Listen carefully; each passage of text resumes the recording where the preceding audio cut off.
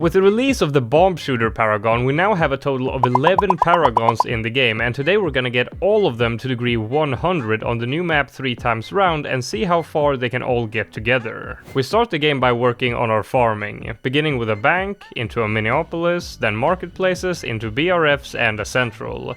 Now that I'm making more than 20k per round, I can buy the most pressing upgrade, Geraldo levels. We wanna buy levels for Geraldo to get him to level 20 as soon as possible so we can start stacking Paragon totems.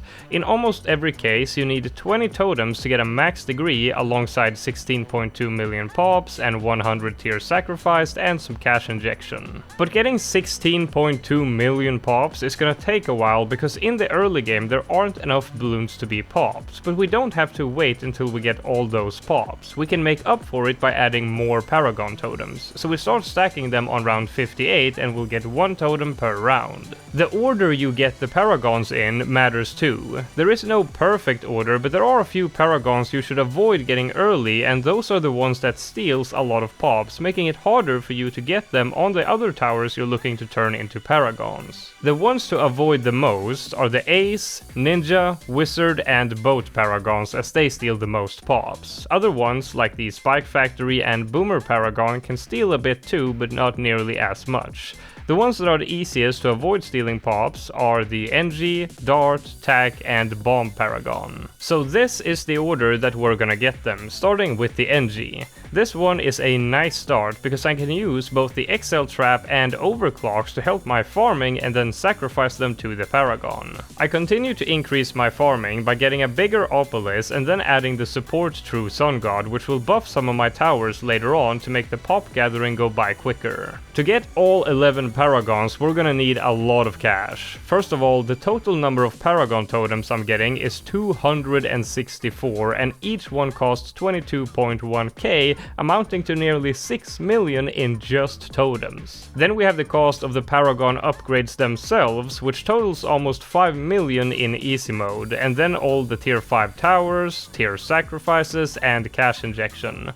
All this together will run us about 28 million, so we're gonna have to keep our farms throughout most of the process of creating the Paragons, making money as we go along. Now we're ready to get our first Paragon. We don't even have 3 million pops, but we make up for the rest by having 51 totems, getting the degree 100 inside of the circle a little below the center. 1 down, 10 more to go. Next we're going for the Dart Paragon, so I set up a Plasma Monkey fan club army in range of the True Sun God and buffed them with a permabrew, and I also tech bought a homeland defense and Call to Arms to alternate each other. I also got the other tier 5s in place and got some debuffs to make the Dart army stronger.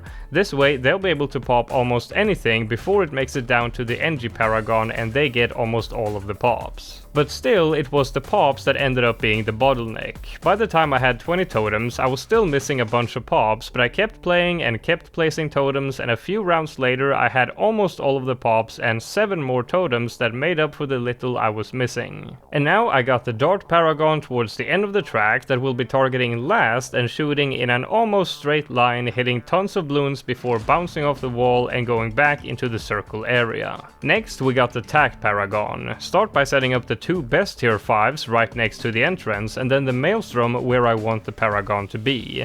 Now we're getting towards round 140, where the rounds will become random, and they are now beginning to have a lot more RBE, so we should never have to worry about not getting 16.2 million pops before getting our 20 totems for any future Paragons. So 20 rounds later, we got all the totems and more than enough pops, and we buy the Paragon. 3 down, 8 to go. Now let's get the new Bomb Shooter Paragon. Again, get all the tier 5s with one of them where you want the Paragon to be, and then spam some tier 4s so you have all the 100 tiers you need to sacrifice, and make sure that you have all the pops in time. The new Paragon isn't gonna be nearly the strongest one on the team for a challenge like this, but it provides some knockback, area of effect damage, which is great on a map like this where everything is in one spot all of the time, and lastly a decently strong ability for single target damage with a short cooldown. And 20 rounds later we get it down inside of the circle right next to where we're gonna get the Boomer Paragon.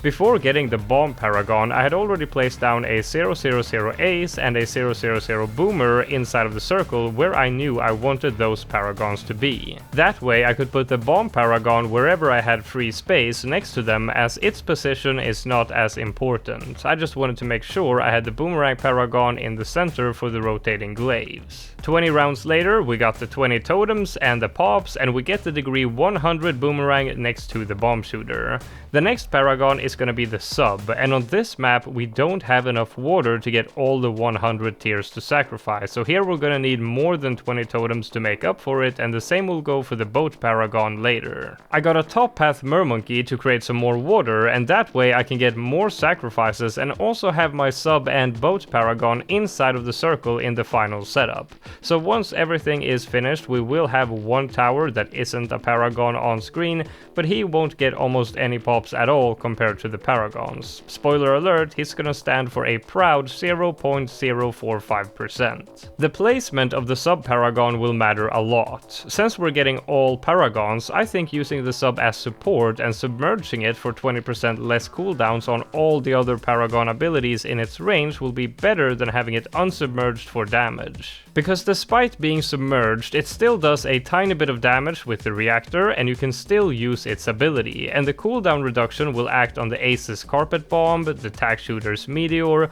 Bomb Paragon's ISAB Missile, Spike Paragon's Spike-ageddon, Wizard's Morphs, Boat's Hook-in, and the Engi's Overclock. And all of that surely outweighs the damage from the regular attack, so the sub will later be submerged, and we will make sure to place all paragons that has an ability inside its range to get the reduced cooldowns. After getting the sub, I got to work on the Spike Factory paragon, which I eventually get in the lower part of the loop. That way it's pretty close to the exit, but we don't miss out on any area of effect damage from the explosions. Placing it at the very end of the track would lose you way more damage than you earn from that 1 to 2 extra spikes that it would have time to spit out. Then I got the Wizard Paragon, which is going to be placed just outside the circle but still inside the sub paragon's range. The placement here is so that it can shoot in a nice straight line when the targets are on the left side of the circle or nearing the track's exit. If you were to place this paragon inside the circle, you would lose out on using the pierce to its max. You really want to have it shoot in either a long straight line or across the entire circle, overlapping the track twice, so you make best use of the super strong morph ability. Now we have more cash than we need for the rest of the paragons, so we clean up the map a bit. Next we work on the ninja. This is a very easy one to get the pops for in the late game. Just use the Sabo ability a few times and you're done. The placement for this paragon is not very specific, so anywhere inside of the circle will do just fine. Then we get the Ace Paragon. For this one, I'm gonna have the flight pattern on figure infinite, and the reason for that is because while the map is a circle, and you might think having it on a circle pattern would make sense, the circle is a little bit too small for that flight pattern. The Ace Paragon has an attack that fires strong darts from the front of the craft when a target is right in front of it, and it does not fire that attack otherwise, and the circle it flies in is a little too big for even bads to be right in front of it, so to make use of this attack I will use figure infinite. And finally we get the 11th paragon to degree 100, which is the boat paragon using 23 totems. Now we can sell the debuffs and hero and then hook up all of our abilities to tech bots and let it run. We also set the targeting of our towers like this. Everything is on strong except the darts to shoot in a better line, the boomer because I want to make sure I knock back the insides of the bads that pop late, and lastly I will eventually change the Engi from strong to first for the same reason as the boomer. When bads pop right next to the exit I need to stun them fast. This setup went hard. I was honestly surprised at how strong it was. We went to 360, 370, 380, 390 and it just kept going.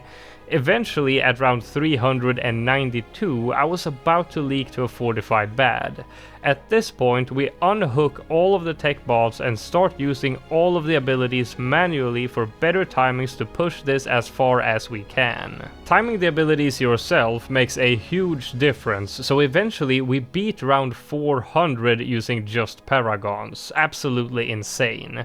I used my overclock on the wizard, timed with the morph ability, and since the Engi is degree 100 and inside the sub-Paragon's range, the overclock has a pretty good uptime. In fact, it's so good that I used the ability on the wizard as I used the morph ability, and then the next time I used it on my ace Paragon while I'm waiting for the morph to come off cooldown again, at which point I overclock the wizard once more. It's not quite enough for 100% uptime on both Paragons at the same time, but doing it this way is still way better than just overclocking the wizard at all times.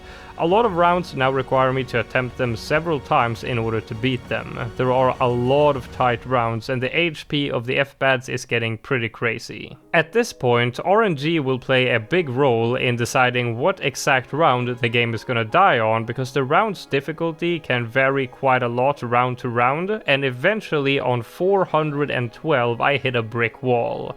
This round was not even close, so here is where it all ended. Now let's look at the pop counts. The boat came in first with 6.6 billion pops due to its hook-ins, and then the ninja in second place with nearly 4.6 billion due to the permanent sabo, followed by the spike with 3.6 billion. The spike again ability goes hard. Then we have the wizard with nearly 3 billion due to the insanely strong morph ability, plus getting overclocked by the Engi. Then we have the ace at 2.2 billion, Tack 1.5 billion, new bomb Paragon got 1.2 billion, Boomer 1.1, and Engi just under 1, Dart Paragon 660 million, and the sub Paragon just below that since it was submerged and couldn't use the main attack, and finally the Mermonkey with a cute 12.8 million. Very happy with a 400 plus result. Ninja Kiwi has confirmed that the Ice Monkey Paragon is next, and it's coming in the very next update. How far do you think we're gonna be able to get then? Leave a like if you enjoyed the video, and I'll see you in the next one.